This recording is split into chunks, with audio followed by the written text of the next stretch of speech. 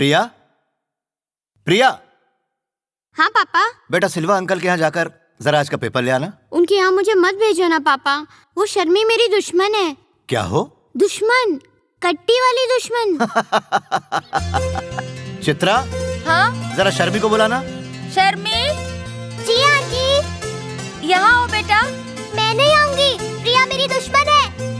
Uncle तुम्हें बुला रहे हैं, आओ।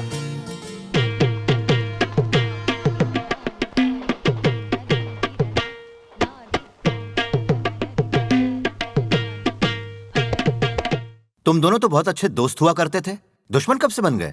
इसने मेरी होमवर्क की नोटबुक स्केच पेन से खराब कर दी अंकल। इसने मेरा ज्योमेट्री बॉक्स घुमा दिया था, इसलिए मैंने ऐसे किया। तुम दोनों ने इतनी सी बात के लिए आपस में दुश्मनी ठान ली? ठीक है, तुम्हें एक नई नोटबुक मिल जाएगी और तुम्हें एक नया ज्योमेट्री बॉक्स मिलेगा। अब तो दोनों दोस्त बन जाओ।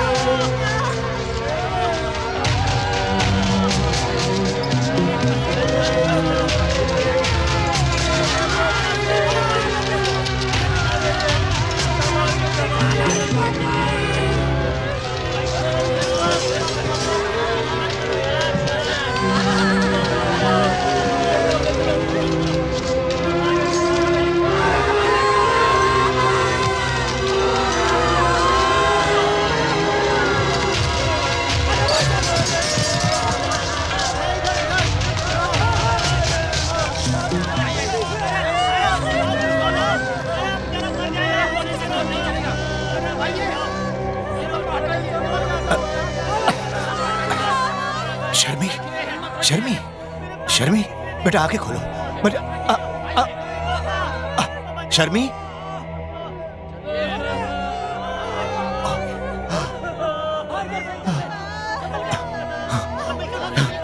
शर्मी,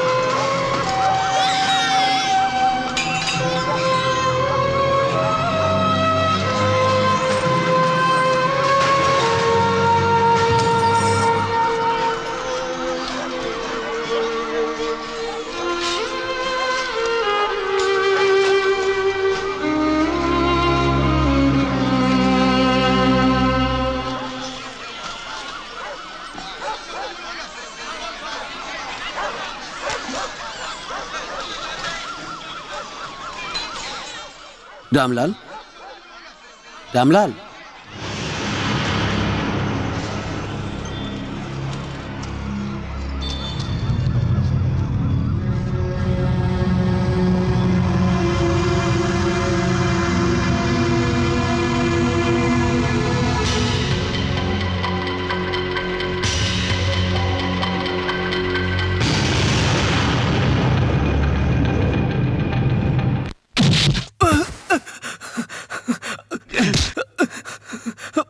बता। सर बोल।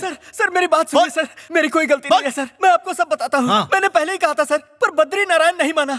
पहले वहाँ तालाब था, ये बात बिल्कुल सही है सर, लेकिन सबको घूस देकर उसने बिल्डिंग पास करवाई सर। सर, इस फाइल में ऑफिसरों को दिए गए घूस के सबूत हैं और इसमें सॉइल टेस्टिंग के घूस का सबूत है और इस फाइल में कॉर्पोरेशन में खिलाए गए घूस के डिटेल है सर।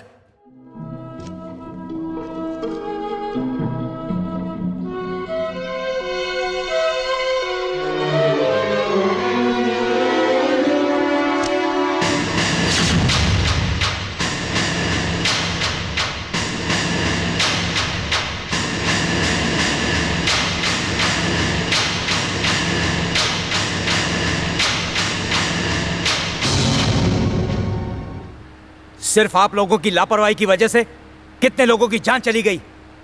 212 लोग मर चुके हैं, 113 लोग हॉस्पिटल में अपनी जिंदगी से लड़ रहे हैं। कलेक्टर साहब, वहाँ पर तो पहले से ही तालाब मौजूद था। उस तालाब को भर के कॉर्पोरेशन ने उसे कचरा डालने की जगह बनाई और वो भी इनके डिपार्टमेंट ने। फिर इन्होंने रिश्वत लेकर उस जगह को बिल्डर को बेच दिया। माना कि हमने घूस लेकर उस बिल्डर को दिया था, लेकिन जहाँ मिट्टी की जांच होनी चाहिए थी वो तुम्हारा डिपार्टमेंट था। तब मिट्टी की जांच में ये बात निकलनी चाहिए थी ना। जानते हुए कि उस जगह पे इतनी बड़ी बिल्डिंग नहीं खड़ी की जा सकती, तो तुमने भी घूस लेकर मिट्टी की जांच की फर्जी रिपोर्ट क्यों बना दी? मुसीबत यही है, तुम दोनों के डिपार्टमेंट की वजह से हमारा भी नाम बदनाम हो रहा है। अच्छा, तुम तो दूध के धुले हो ना। 20 लाख की रिश्वत लेकर उस बिल्डिंग को किसने पास किया था? इतना ही नहीं, 40 लाख की रिश्वत लेकर एनओसी भी दे दी। चुप रहो, तुम तो ऐसे कह रहे हो जैसे पूरे 40 लाख मैंने रख लिए हैं। डीई साहब को 25 दिए थे और एडी साहब को 7। बाद में मेरे लिए क्या बचा? खाक।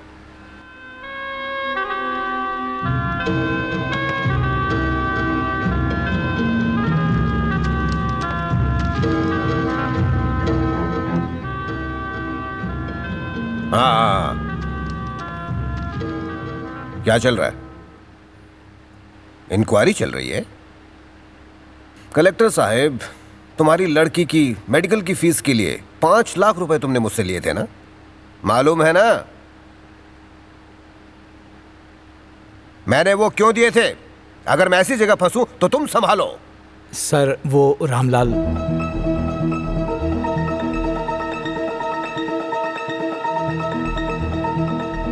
क्यों भाई, ये सब कुछ सुनकर तुम्हें शौक लगा ना?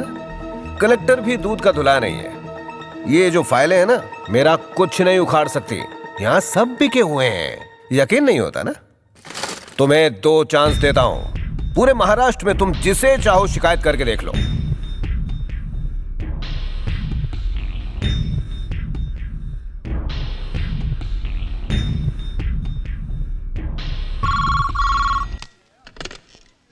हेलो, ये कमिश्नर साहब का ऑफिस है? यस सर, कल एक अपार्टमेंट के गिरने से कई लोग मर गए थे। उसके पीछे एक बहुत बड़ी साजिश थी। उसके सारे सबूत मेरे पास हैं sir. Sorry, wrong number.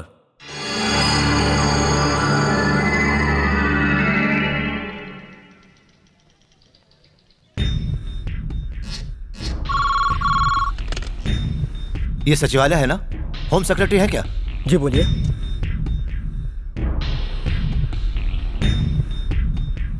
Sorry, wrong number.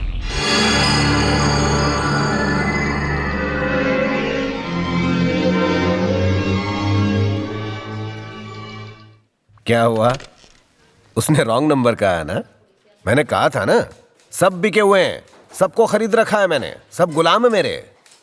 जो भी उस बिल्डिंग के हादसे में शिकार हुआ है, उन सबको सरकार 1-1 लाख रुपए दे रही है। तुम्हारे घर में तुम्हारी प्रेग्नेंट बीवी और बेटी थे ना? अगर तुम्हारी बीवी ने बच्चा पैदा कर लिया होता ना, तो तुम्हें 3 लाख मिलते। लाख रुपए चले गए क्योंकि वो बच्चा पैदा होने से पहले ही मर गया, इसलिए घाटा हो गया। चलो वो छोड़ो, मैं तुम्हें 25 लाख दूंगा तो 27 लाख हो जाएंगे। तुम फिर से शादी कर लेना और नई जिंदगी की शुरुआत करना। समझदार बनो और ये फाइल दे दो।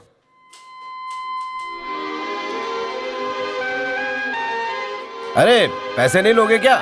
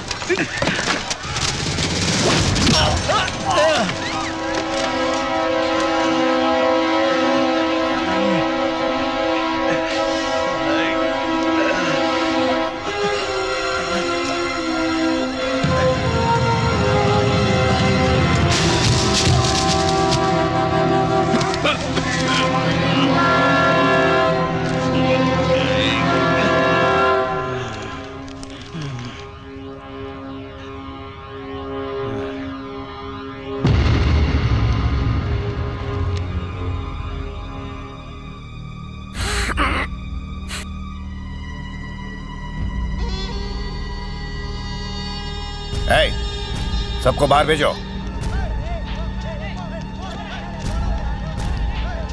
दरवाजा बंद कर दो।